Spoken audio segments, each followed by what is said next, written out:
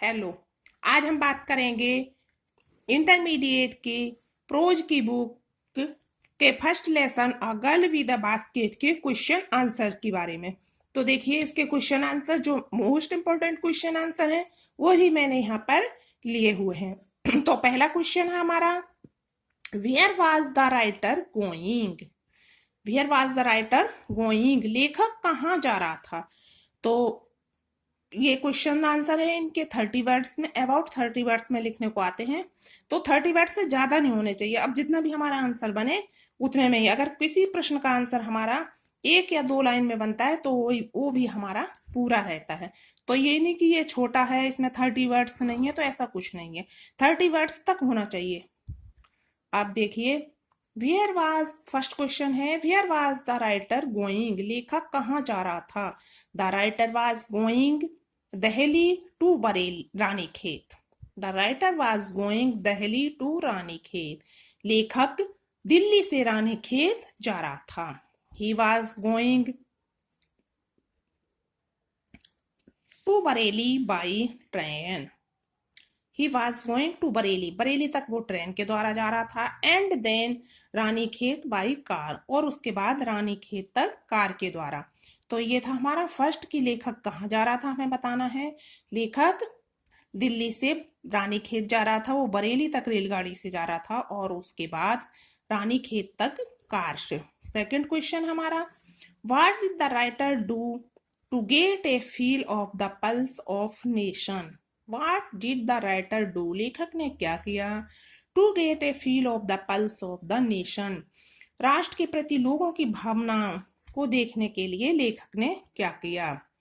तो यहाँ है, एट एवरी स्टेशन, प्रत्येक स्टेशन पर। The writer walked the platform, लेखक प्लेटफार्म पर घूमता। क्या करता था लेखक, प्रत्येक स्टेशन पर प्लेटफार्म पर घूमता। एंड टॉक टू पीपल, और लोगों से बात करता था। He talked about world affairs, वह संसार की घटनाओं के बारे में बात करता। And events of those days, और उन दिनों की घटनाओं के बारे में, जो भी उन दिनों घटनाएं घट रही थी उनके बारे में, संसार की मुख्य घटनाओं के बारे में बात करता। He heard the views of the people, वह लोगों की बातों को सुनता, लोगों के दृष्टिकोण को सुनता था। इन दिस वे, इस प्रकार, he trying to know the real feeling of the people of India, इस प्रकार वो भारत के लोगों की वास्तविक भावनाओं को समझने की कोशिश कर रहा था। तो लेखक क्या करता था, इसके लिए प्रत्येक स्टेशन पर उतर जाता, प्लेटफार्म पर घूमता, लोगों से बातें करता, उन दिनों के संसार में घटित होने वाली घटनाओं के बारे में, और जो उन दिनों की मुख्य घटनाएं थी उनके बारे में बात करता, वो लोगों के दृष्टिकोण को सुनता। इस प्रकार वो भारतीय लोगों की भावनाओं को जानने की कोशिश कर रहा था। थर्ड क्वेश्चन है, why did the children descend like locusts on the writer, बच्चे व्हाई डिड, क्यों, डेसेंड टूट पड़े, बच्चे लेखक के ऊपर टिड्डियों की तरह क्यों टूट पड़े। तो इसका है, the children were very poor, the children were very poor, बच्चे बहुत गरीब थे।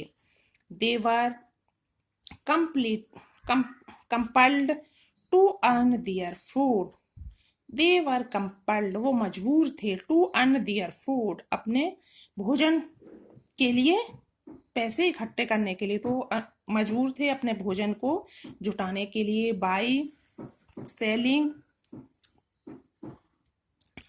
सेलिंग फेंस एंड बास्केट्स, वो क्या करते थे, इसके लिए पंखे और टोकरियां बेचते थे। तो बच्चे मजबूर थे अपनी जीविका कमाने के लिए, अपना भोजन कमाने के लिए, वो पंखे और टोकरियां बेचते थे। The author was a rich American, लेखक एक धनी अमेरिकन था। So they descended like locusts on him for selling their fans and baskets. So इसलिए they descended, वो टूट पड़े, like locusts, टिड्डियों की तरह, on him, उस पर, किस पर, लेखक पर, for selling their fans and baskets, अपनी टोकरियां और पंखे बेचने के लिए वो लेखक पर टिड्डियों की तरह टूट पड़े। तो क्या था, बच्चे बहुत गरीब थे, उन्हें अपनी जीविका कमानी पड़ती थी पंखे और टोकरियां बेच करके, इसलिए, और लेखक बहुत धनी अमेरिकन था, इसलिए वो लेखक के ऊपर टिड्डियों की तरह टूट पड़े अपनी टोकरी और पंखे बेचने के लिए। फोर्थ क्वेश्चन है, who were selling the baskets and why? कौन टोकरियां बेच रहे थे और क्यों? तो है the refugee children were selling the basket to earn their living and to help their parents. तो क्वेश्चन में से ही हम आंसर बना लेते हैं, द रिफ्यूजी चिल्ड्रन, हु की जगह क्या क्या, the refugee children were selling the baskets, टोकरियां बेच रहे थे, किस लिए, टू अर्न दियर लिविंग, अपनी जीविका कमाने के लिए, and to help their parents, और अपने माता पिता की सेवा करने के लिए।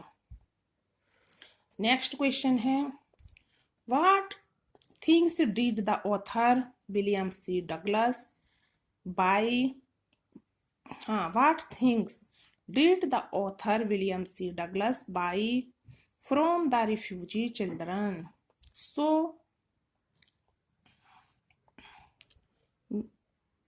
so that his arms were filled। तो विलियम सी डगलस ने बच्चों से क्या खरीदा जिससे कि उनके हाथ दोनों भर गए?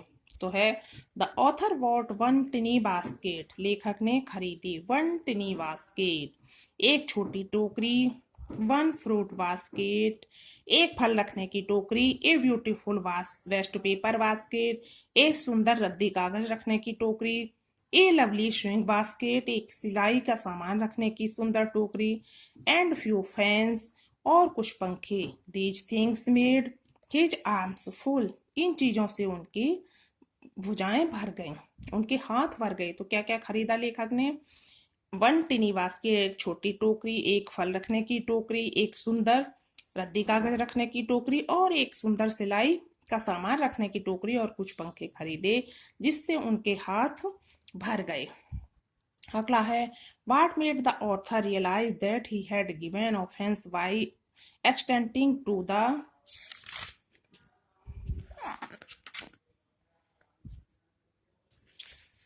gratitude to the girl as a substitute for not buying the basket। तो क्या चीज ऐसी थी जिससे लेखक को महसूस हुआ कि उसने लड़की की टोकरी खरीद करके बहुत बड़ा अपराध कर दिया? तो क्या ऐसी घटना घटी जिससे लेखक को ये महसूस हुआ कि लड़की की टोकरी उसने ना खरीद करके एक बहुत बड़ा अपराध कर दिया है? तो as the author put the money to in the basket, तो एज द, जैसे ही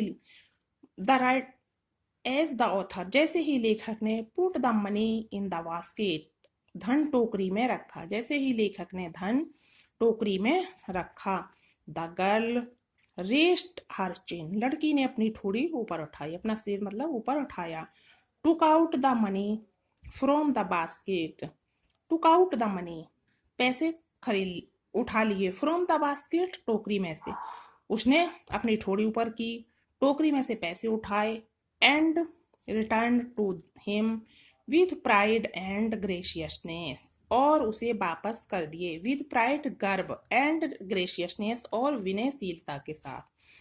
तो लेखक ने क्या किया, जैसे ही टोकरी में पैसे रखे, लड़की ने अपनी ठोड़ी को ऊपर उठाया और पैसे टोकरी से उठा करके पूरे गर्व और विनयशीलता के साथ लेखक को वापस कर दिए। एट दिस मोमेंट, उसी क्षण, द ऑथर फेल्ट, लेखक को महसूस हुआ, दैट ही हैड ऑफेंड हर, कि उसने उस लड़की के प्रति अपराध कर दिया है।